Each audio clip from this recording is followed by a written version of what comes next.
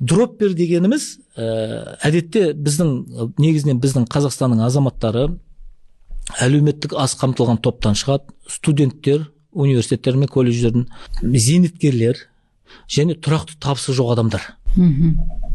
Сонымен қатар төртінші бір санаттағы адамдар бар, олар еңбек мигранттары, жан-жақтан келіп жатқан.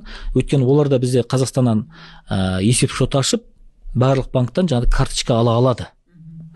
Бір кездер естеріңізде олар Ресейден қаптап келген релоканттардың бәріне жылдам ашып береміз деп, тіпті біздің сол кездегі министріміз Бағдат Мусиннің өзі оларға өзі шығып қызмет көрсетуге ниет білдірген болатын. Халыққа қызмет көрсету орталығына шығып. Осы жағдай ол да мына жаққа да әсер етіп отыр. Енді бұлар не істейді?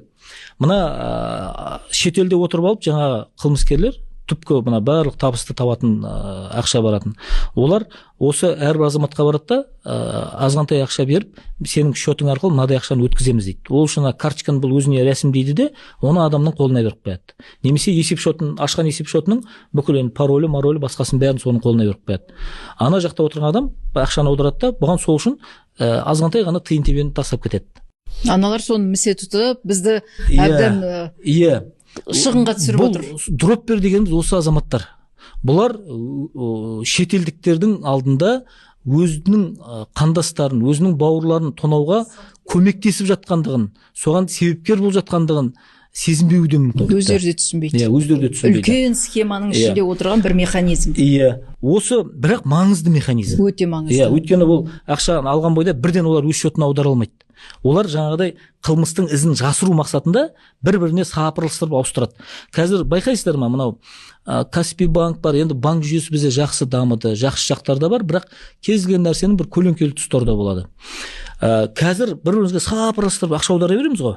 Бұл сырт көзге солай болып көрініп қалады. Көрдіңіз бе? Енді қазір мемлекет осыны бақылауға алуды біз міндеттедік.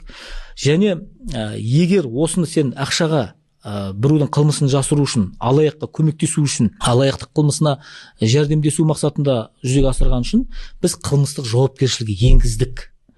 Ол 7 бөлімнен тұрады. Басында жаңағыдай қылмыстық теріс қылық ретінде 50 күнге дейін қамауға алудан бастап, соңы 10 жылға дейін қамауға дейін ауыр жазаға апарады.